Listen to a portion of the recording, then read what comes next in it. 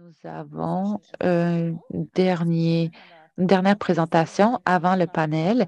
Nous avons une équipe interdisciplinaire et c'est la docteure Natasha Party, une hématologue de Terre-Neuve, qui mènera la discussion. En plus de ceux que vous avez déjà entendus, nous avons aussi quelques ajouts. Nous avons Patty Pakonkam Ali du Manitoba et Emily Douglas par là-bas, une bénévole de longue date de la section Nouvelle-Écosse, ainsi que Sabrina Pelletier. Oui, je pensais que vous étiez sur ma liste, mais finalement non. Sabrina Pelletier, une infirmière à Sainte-Justine au Québec. Je vous invite donc à poser des questions et je vais passer la parole à la docteure Pardy et Émilie. Je vous encourage aussi, évidemment, à poser des questions, même si vous êtes modératrice. Je suis vraiment enthousiaste de modérer ce panel. C'est un sujet qui me passionne et qui est vraiment près de mon cœur. À Terre-Neuve. Comme vous savez, peut-être nous avons dans la population une prévalence disproportionnée d'hémophilie légère. Peut-être vous en avez entendu parler. Et j'aimerais commencer avec une anecdote similaire à celle de Shannon.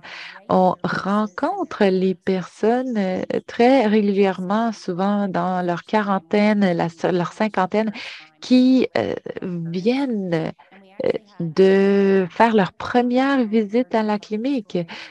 Et effectivement, on m'a déjà raconté beaucoup d'anecdotes similaires. L'automne dernier, nous avons, par exemple, eu un incident.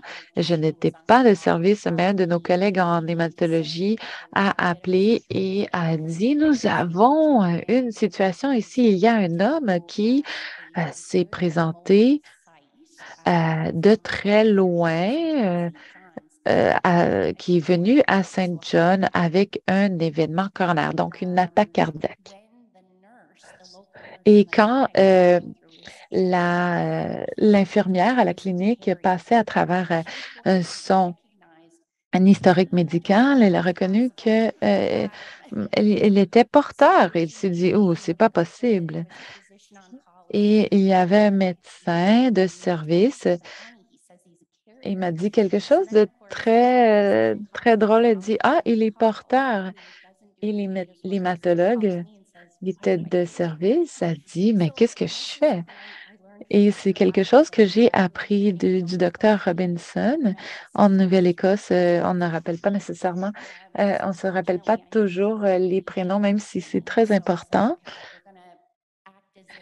On s'est dit, on va faire comme si cette personne souffrait d'hémophilie. Et avec cette population, ce n'est pas surprenant parce que cette population a des taux de prévalence de 30 à 40 d'hémophilie légère, sachant que nous étions dans le 30 à 40 on ne leur donne. On a eu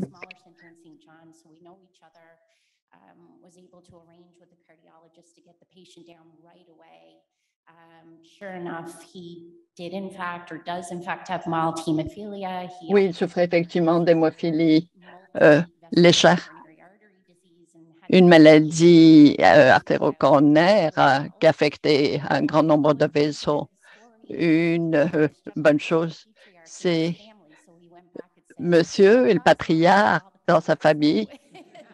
Et il a dit bon, aux membres de sa famille, il faut appeler la clinique immédiatement. Alors tout le monde nous a bombardé d'appels.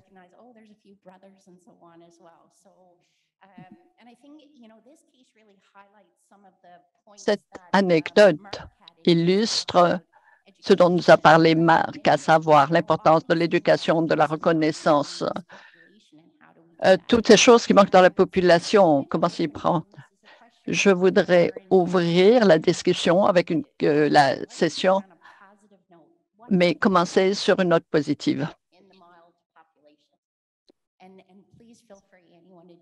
Sentez-vous libre d'intervenir.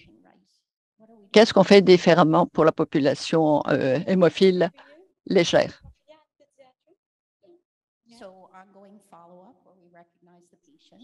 Alors, bon, je vais assurer le suivi auprès du patient, c'est ça? On parle de choses dont on ne parlait pas il y a 10 ans. La reconnaissance des thérapies nouvelles vont influencer le type de population qui sera considérée pour des interventions. Voilà. Moi, je crois. Avec cette étude, on a vu que lorsqu'ils arrivent, ces patients, ils n'ont pas besoin qu'on leur fasse la leçon. À notre clinique, on les accepte là où ils en sont. On traite ceux qui ont besoin d'être traités. On ne leur dit pas, ben, vous auriez dû nous appeler avant parce qu'ils ne veulent surtout pas entendre ce genre de remarques, sinon ils ne reviennent plus. Il faut éviter de leur faire la leçon et de les gronder lorsqu'ils arrivent peut-être en retard.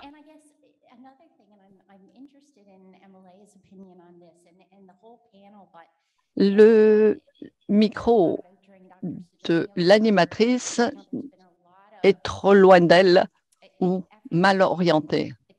On essaie de deviner ce qu'elle dit. Bon, la question porte sur la terminologie du porteur. On ne parle plus de porteur, on parle donc d'atteinte d'hémophilie légère ou autre. Alors que dire du mot porteur ou porteuse? C'est une désignation qu'on nous a enseignée, comme ça a été mentionné dans les présentations. Est-ce qu'il faut réévaluer la terminologie? Je ne sais pas si je vais répondre à cela. Il y a quelques années, ma sœur et moi, nous étions du même avis et d'avis différents. On s'était dit à ce moment-là, pourquoi tout réinventer? Réinventer la roue. Bon, l'hémophilie A, l'hémophilie B.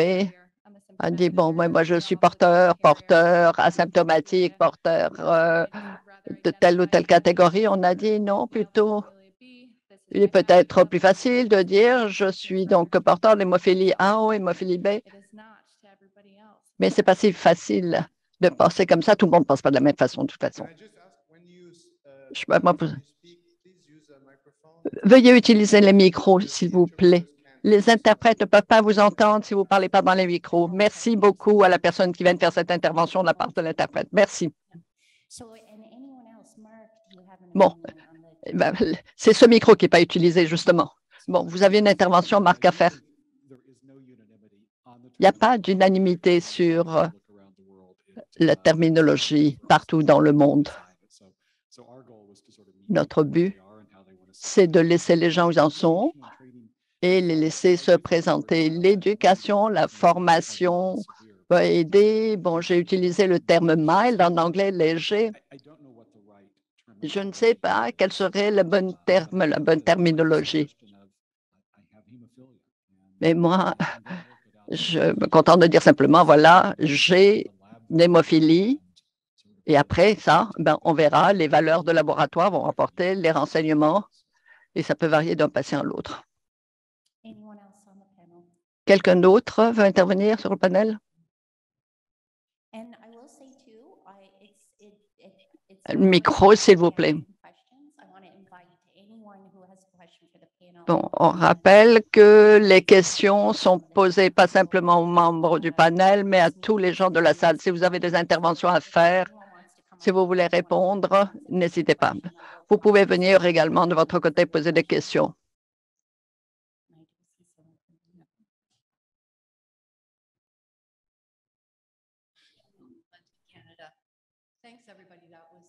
Merci à tous. Ça a été vraiment très intéressant comme présentation.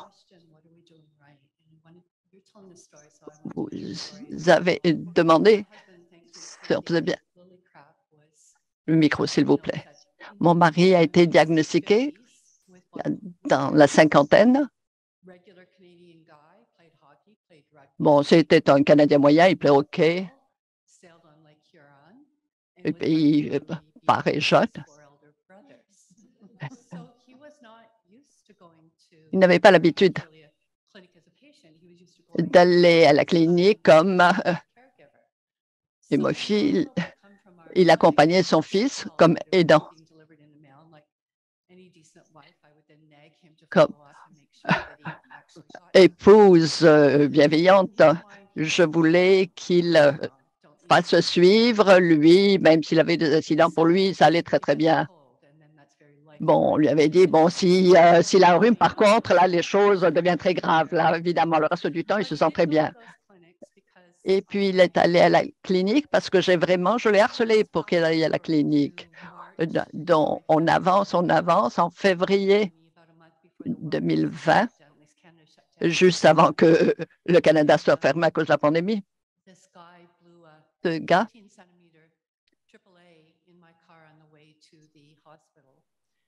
a allé.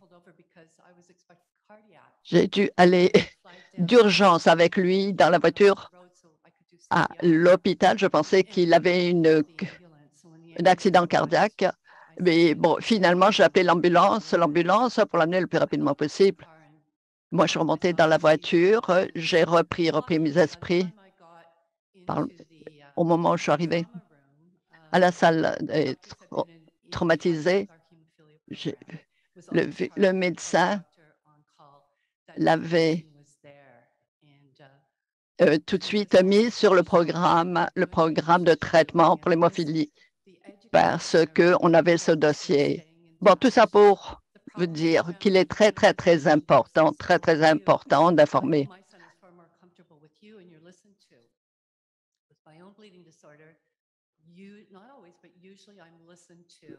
Nous, on était une famille de personnes informées. Lorsque je parle aux spécialistes dans la communauté pour mon fils, lorsqu'on va généraliste,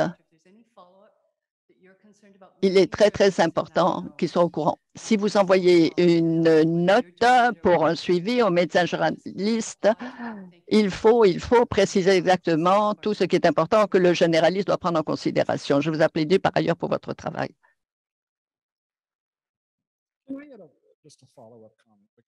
Un commentaire pour rebondir là-dessus.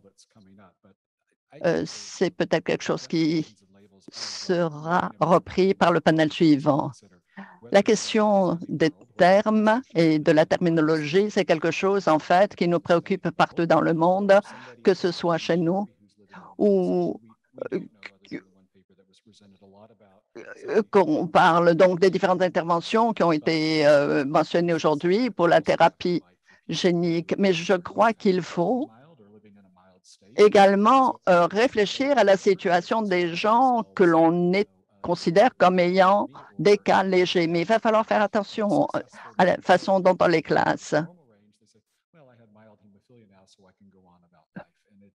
Et l'interprétation que les gens vont avoir de ces termes, la personne qui va vous dire, mais moi j'ai un cas léger, donc je peux continuer à vivre normalement. C'est très, très, très complexe. C'est très complexe.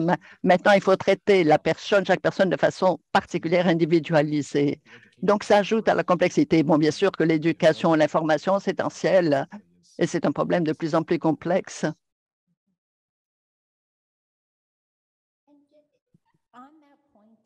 Sur ce point,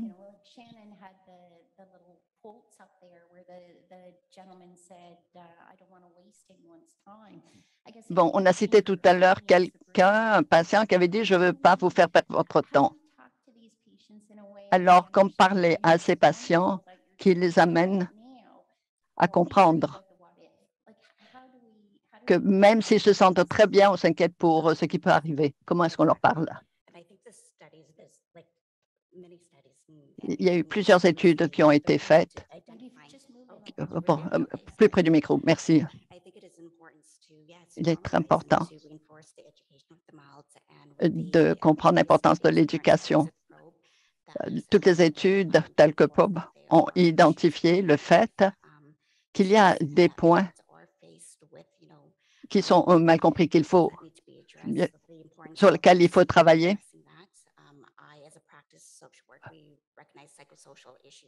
Les questions psychosociales, par exemple, ont un impact sur tous. Il faut en comprendre l'importance. Et il faut avoir une éducation adéquate.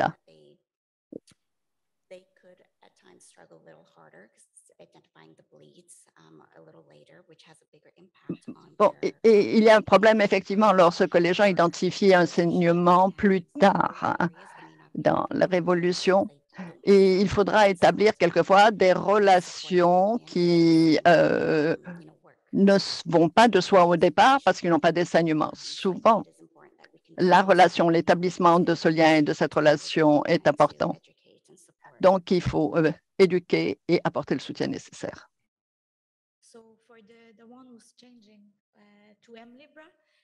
Ceux qui passent à l'Emibra, et puis maintenant, il faut leur apprendre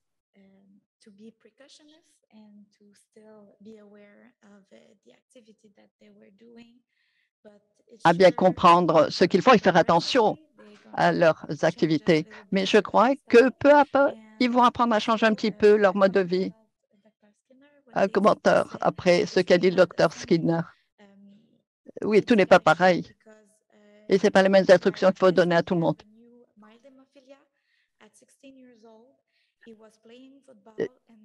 Bon, c'est ce cas de quelqu'un de 16 ans qui joue au football à 16 ans et puis il a eu un saignement du muscle, le muscle de la cuisse. Et maintenant, il faut qu'il change complètement sa façon de vivre. Ce n'est pas la même chose que la personne qui se considère comme un hémophile léger. Oui, il y a deux façons, effectivement, d'aborder la question. Je voudrais faire un commentaire sur la façon dont on utilise nos termes et nos terminologies. On a des cliniques de physiothérapie, on a toutes sortes de patients. Souvent, on utilise le mot léger. On dit léger, léger parce qu'il n'y a pas de problème. Même à l'intérieur de nos équipes de santé, il faut faire attention à la façon dont on utilise ce terme parce que quelquefois, on peut peut-être sous-évaluer ou sous-estimer l'importance. Moi, j'aime bien le mot non grave ou non sévère plutôt que léger. Bon, ce sera intéressant de voir avec le temps ce que ça va donner du point de vue de la terminologie utilisée. En parlant avec tous ces jeunes qui ont l'hémophilie, et ils ont l'impression effectivement qu'on n'attache pas une importance suffisante lorsqu'il s'agit d'une hémophilie dite légère. On se dit, oh, c'est une hémophilie légère, c'est pas grave, c'est pas important. Un commentaire assez rapidement. Les étiquettes et la terminologie, c'est important, mais il y a une conscience plus grande.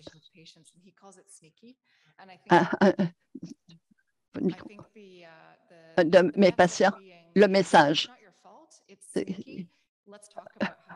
J'avais de patients qui utilisaient le terme sneaky, c'est-à-dire qui se glisse en douceur. Ça voulait dire quoi? Ça voulait dire que essayer de ne pas se faire remarquer ce problème d'hémophilie. Il faut faire plus. Il faut faire plus la promotion de ce qui est important. C'est une erreur épouvantable que ces patients avec une hémophilie dite légère soient là en train d'attendre dans l'état d'urgence alors qu'on sait tout ce qui peut se produire et compliquer la situation. En tant que médecin, moi je suis de Montréal.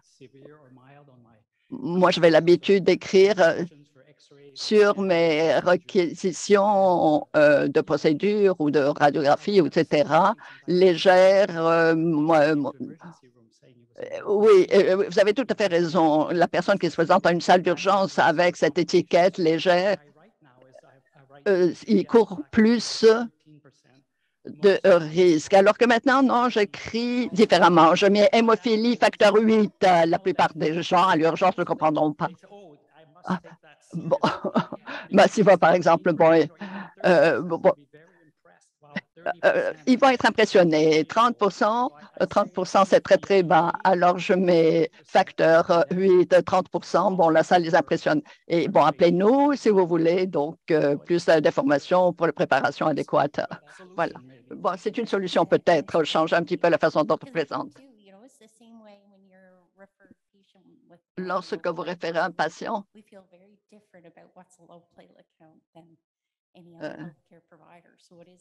bon, on se sent un petit peu différent des autres prestataires de soins de santé. J'ai un commentaire. Je suis femme et hémophile. Je vois la différence entre le risque de saignement étant léger et la cause du saignement léger. Il peut y avoir un risque plus léger, ce n'est pas la même chose. Vous l'avez fait remarquer. Dans le cas qui a trop attendu et puis qui s'est retrouvé avec une amputation. Donc, il faut faire la différence entre le risque de saignement et les résultats, le résultat possible, l'issue possible. Il faut que tous les risques soient bien compris et que les patients comprennent, en fait, la différence entre le risque de saignement et la gravité du saignement. Oui, on a parlé de cette hémorragie intracrânienne. J'ai écouté toutes les présentations sur les différents sujets, sur les accouchements. On a quelquefois des patientes qui refusent absolument d'avoir une épidurale. On en a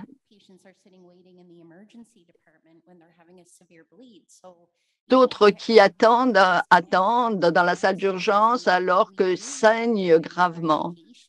Il faut vraiment plus d'éducation à tous les niveaux. Une une éducation partout dans le pays. Comment s'y prendre?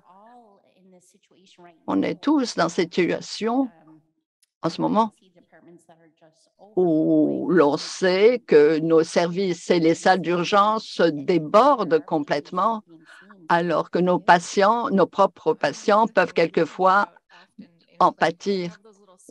En clinique, on a des petits. C'est la question que l'on pose souvent. Qu'est-ce que feriez-vous au cas où? Lorsqu'ils arrivent, on commence habituellement par l'anamnèse, l'historique. Non, il faudrait peut-être prendre les choses différemment. Passer tout de suite au traitement, mais dans les services d'urgence, ça ne passe pas de cette façon-là. C'est la partie un peu frustrante lorsqu'on ne peut pas obtenir le résultat que l'on veut, obtenir les actions qui sont nécessaires. Nous, sur nos fiches de patients, on met absolument toutes les informations. Certains trouvent qu'il y en a peut-être trop. C'est bien d'avoir également un service disponible sur appel pour répondre à ces questions qu'ils pourraient avoir.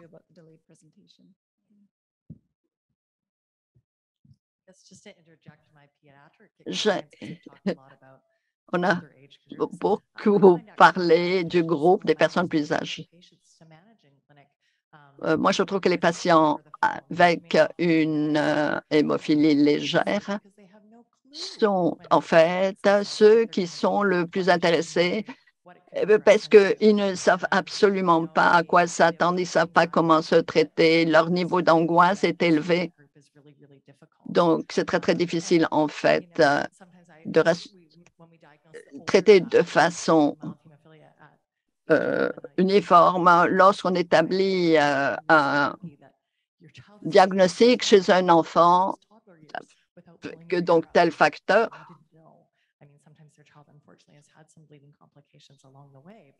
On peut parler aux parents avec les complications possibles. C'est très, très difficile pour les parents lorsqu'ils ne savent absolument pas ce que ça a comme implication qualificatif. Un commentaire à propos des choses dont on parle. Bon, léger, pas léger, on attend pour le retard, hein, mais ça fait, bon, les personnes plus jeunes doivent avoir toute l'information lorsqu'ils sont tout à fait jeunes, et puis lorsqu'ils vieillissent un peu, ils se rassurent, on dit, bon, maintenant c'est à peu près normal, ton niveau de facteur est, est presque bon, stabilisé. Mais c'est très difficile de savoir quand les choses vont bien. Bon, moi, j'ai jamais été à ce stade. S'il m'arrive quelque chose, comment l'interpréter? Est-ce que c'est normal dans ce cas de blessure due au sport? Il y a beaucoup de gens avec une hémophilie légère ont une blessure. Vont appeler l'oncle ou le cousin pour demander conseil en disant qu'est-ce que je fais? Est-ce que je dois aller à la clinique? Bon, vous pouvez vous présenter, on va vous dire, bon, vous êtes arrivé trop tard ou au contraire, une salle d'urgence, on va vous dire non, ouais, c'est léger, c'est pas urgent, donc attendre. Alors, vous savez pas, même si vous avez, même si vous voulez, moi, je peux me défendre moi-même, je peux prendre des décisions pour moi-même, et je me rends compte qu'en fait, en bout de ligne, je suis complètement impuissante. Et voilà, on se bat quelquefois lorsqu'on va dans ces centres ou lorsqu'on va dans ces salles d'urgence où il faut attendre, on est épuisant. Donc, en plus d'être une maman d'un enfant,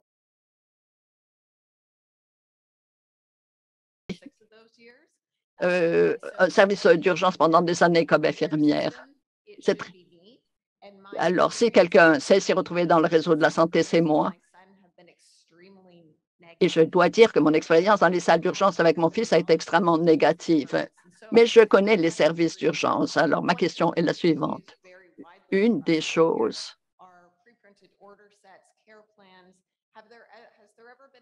qu'il faut savoir,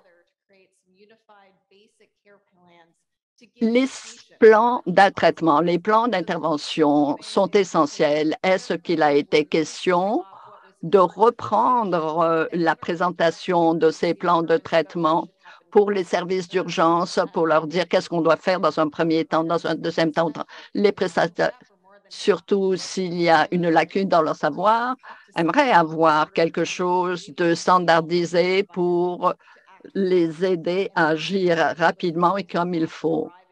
Il y a toujours cette lacune. Eh bien, moi, je m'en suis rendu compte dans des centres d'intervention et dans des salles d'urgence que j'en savais beaucoup plus qu'eux. Alors, je voudrais savoir si l'on envisageait de voir quelque chose dans ce sens, pas pour se montrer hostile, mais pour diffuser l'information, sur l'information que même pour les patients eux-mêmes qui sauront mieux ce dont ils ont besoin et qui pourront mieux le demander. Bon, je ne suis pas au courant, mais ce serait une très, très bonne idée. Oui, effectivement.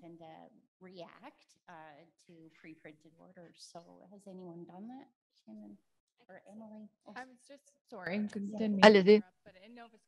En Nouvelle-Écosse, on a fait quelque chose de ce genre. On a travaillé de sorte que les centres de traitement d'hémophilie aient un plan de traitement et on peut l'amener si on en a des copies. Ben, moi, je touche le bois là. Je n'ai pas eu à le montrer, mais le fait de pouvoir présenter sa fiche avec le plan de traitement, ça peut être utile. C'est une ressource précieuse, pas simplement pour moi-même, mais également pour les autres. C'est une autre preuve. Mais d'un autre côté, c'est triste de devoir dire aux patients, soyez prêts à aller vous battre, soyez prêts à devoir donner les preuves du traitement dont vous avez besoin. Je voudrais vous remercier tous pour cette conversation précieuse.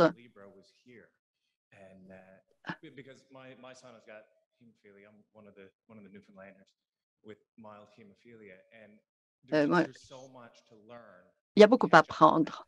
pour, en fait, se mettre à jour de toute la question de l'hémophilie légère. Moi, j'ai quelque chose que j'ai appris, que je peux partager. C'est à propos de mon fils. À chaque fois que je parle, après,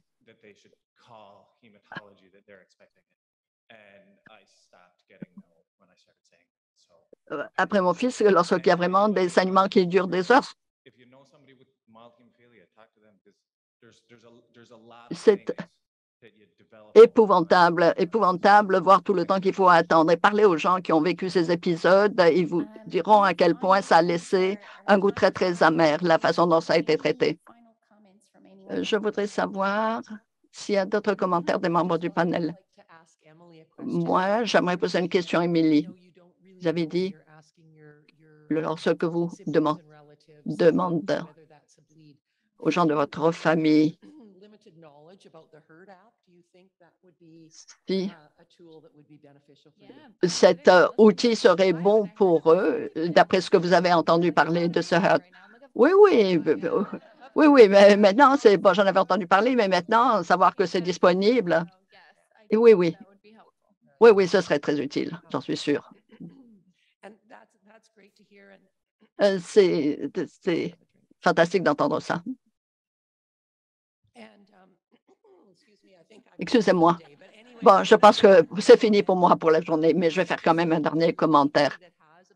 Toute personne qui souffre d'un trouble de coagulation quelconque et qui pourrait apporter une contribution avant que nous actualisions notre application, parce qu'on va la revoir, la moderniser.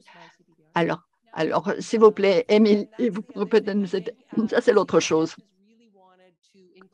Si vous voulez inclure la population avec hémophilie légère dans cet outil, si vous avez des commentaires, si vous avez quoi que ce soit à ajouter pour nous aider dans l'actualisation, parlez-moi pendant cette fin de semaine et je serai à votre disposition, prête à vous écouter. À tous les membres du panel, merci beaucoup.